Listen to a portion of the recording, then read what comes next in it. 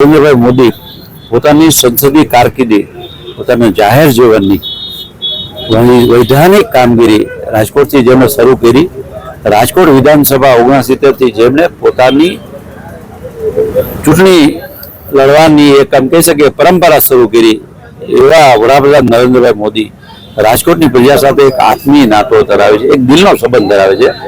નરેન્દ્રભાઈના હૈયે રાજકોટ સૌરાષ્ટ્ર વસે છે, રાજકોટ અને સૌરાષ્ટ્ર વાસીઓના હૈયામાં હર હંમેશ નરેન્દ્રભાઈ મોદી વસે છે. આવા નરેન્દ્રભાઈએ મુખ્યમંત્રી હતા ત્યારે તો સૌની યોજનાની ભેટ આપી, રાજકોટને પુષ્કળ ભેટો એમને આપી છે.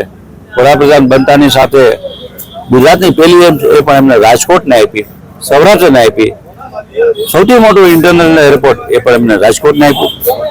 આપણે જોઈએ તો બેટ દ્વારકા ઓખા વચ્ચે 40-50 વર્ષોથી એક માંગ હતી, બ્રિજ બનાવવામાં આવે.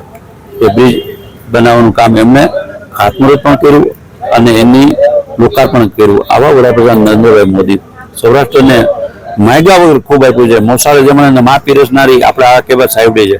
તો નરેન્દ્રભાઈ મોદીએ એક પ્રજાવત્સલ શાસક, એક લોક હૃદય સમ્રાટ કેવા હોય એ વડાપ્રધાન નરેન્દ્રભાઈ મોદીએ જે રીતે સૌરાષ્ટ્રને અનેકવિધ મહામૂલી ભેટો આપી છે, વિકાસ કાર્યોની ભેટ આપી છે, લોક કલ્યાણના કાર્યોની ભેટ આપી છે, ત્યારે ગુજરાતની પ્રજા આ ડબલ એન્જિન વાળી સરકાર વડાપ્રધાન નરેન્દ્રભાઈ મોદી અને ગુજરાતના મુખ્યમંત્રી ભૂપેન્દ્રભાઈ પટેલના નેતૃત્વમાં ભરોસો રાખી ભારતીય જનતા પક્ષના 7 ઉમેદવારો અને સૌરાષ્ટ્રની પ્રજા જંગી બહુમતી સાથે 5 લાખ કરતા વધુ મતોથી વિજેતા બનાવશે.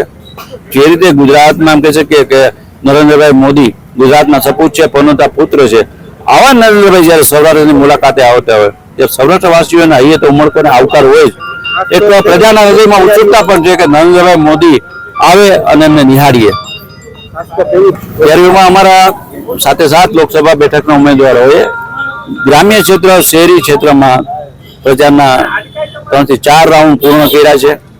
તમામ જગ્યાએ અમારા કાર્યાલયો પણ ખુલી ગયા છે. અમારા જિલ્લા પંચાયતના કાર્યકર્તાઓ, સરપંચોથી માંડીને જિલ્લા પંચાયત પ્રમુખશ્રીની વાત કરીએ, અમારા બુથ ઇન્ચાર્જ, શક્તિ કેન્દ્રના ઇન્ચાર્જથી માંડીને રાજકોટના મેયરની વાત કરીએ, અમારા 4 રાજકોટના ધારાસભ્યોની વાત કરીએ, લોકસભાના સભ્ય મોહનભાઈ કુંડારીની વાત કરીએ, રાજ્યસભાના સભ્યોની વાત કરીએ, તો હું માનું છું તમામ લોકો જે નિષ્ઠાથી કામે લાગ્યા છે. રાજકોટની પ્રજા હંમેશ ભારતીય જનતા પક્ષને આશીર્વાદ આપતી એવી છે. આ વખતે પ્રજા, સૌરાષ્ટ્રની પ્રજા, રાજકોટની પ્રજા નરેન્દ્રભાઈ મોદીના નેતૃત્વમાં ભરોસો રાખી, નરેન્દ્રભાઈ જે ગુજરાતને આપ્યું છે, સૌરાષ્ટ્રને આપ્યું છે, હજી અઢળક આપવાના છે.